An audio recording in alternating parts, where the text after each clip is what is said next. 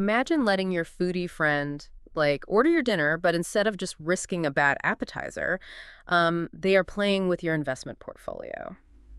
Welcome to today's deep dive. Thanks for having me. Our mission today is unpacking a stack of research on copy trading. We are looking at whether automatically replicating another investor's market moves is a smart, time-saving shortcut for you, or just a really risky illusion. Okay, let's unpack this. The core promise here is totally hands-off investing, right? Well, not exactly hands-off in the traditional sense, no. It is basically using platform API technology to link your brokerage account to a lead trader. So when they execute a trade, the platform's algorithm instantly mirrors that exact position in your account, just proportionally. Oh, so if they go short on tech, you go short on tech. Exactly. So if they allocate 2% of their portfolio to a sudden tech short, your account automatically allocates 2% of its balance to that exact same short. Wow, just instant. Yeah, instantly. And what's fascinating here is the contrast with traditional managed accounts. I mean, you aren't handing your capital over to a fund manager where it's locked up for months on end. Right, you still have the keys. Exactly. You retain absolute control of your own account, meaning you can sever the API connection and just liquidate your positions at any given second. But that total control is kind of a double-edged sword. I mean, you can pull the plug anytime, sure, but you still have to figure out who to follow in the first place. You are basically hiring a ghost trader based on a platform leaderboard. Yeah, and those platforms provide the raw metrics you need to filter those leaderboards. Hmm. So you are looking at a lead trader's historical returns against their maximum drawdown, basically to gauge their actual risk profile. Right, trying to see if they're actually good or just lucky. Exactly. And the appeal is pretty clear for a lot of people. Beginners get immediate market exposure, while experienced traders use it to diversify into asset classes or trading sessions. They just don't have the bandwidth to actively monitor themselves. Okay, here's where it gets really interesting, though. I have to push back on the allure of those leaderboard stats. Picking a trader based purely on a, say, 6-month win streak during a massive bull run feels like buying a sports car for its top speed on a straightaway without ever checking if it has the suspension to handle a sudden hairpin turn. That's a great way to put it. You really don't know if they can actually navigate rough markets until the trend breaks. Right. And when it breaks, it usually breaks hard. Yeah, and when that trend breaks, the structural risks of copy trading suddenly become very obvious.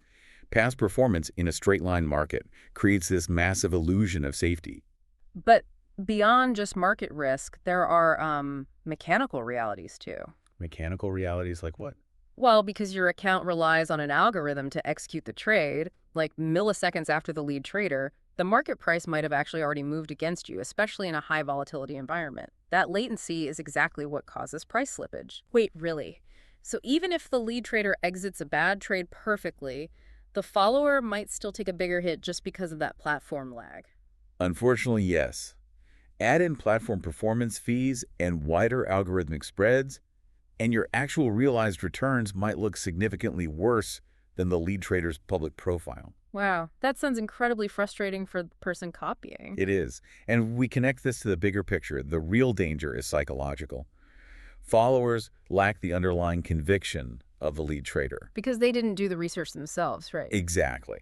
When a position goes deep into the red, the lead trader knows their underlying thesis. They might just be weathering a calculated dip, but the follower, they just see their account bleeding money. Yeah, they panic. They panic. They manually override the system and sell at the exact bottom.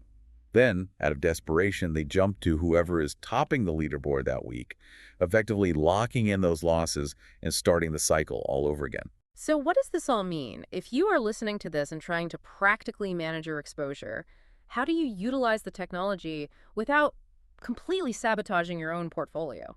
It really means treating copy trading as active risk management, not passive magic. Yeah. If you use it, you have to start with small allocations. You prioritize traders with a multi-year track record of consistency over those flashing, massive short-term ROIs. Yeah, avoid the flashy numbers. Definitely.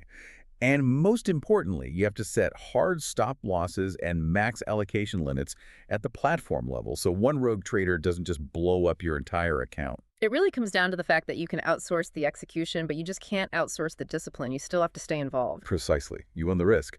And this raises an important question, actually. If platform technology makes it effortless for tens of thousands of followers to instantly copy one single top-tier trader, what happens to the live market when everyone's API executes the exact same trade at the exact same millisecond? Oh, wow, yeah. Right. Could the sheer volume of algorithmic followers actually break the very strategy they are trying to copy? Man, it makes you wonder if letting that foodie friend order for everyone in the restaurant all at once might just overwhelm the kitchen entirely. That is definitely something to chew on before you hit that copy butter.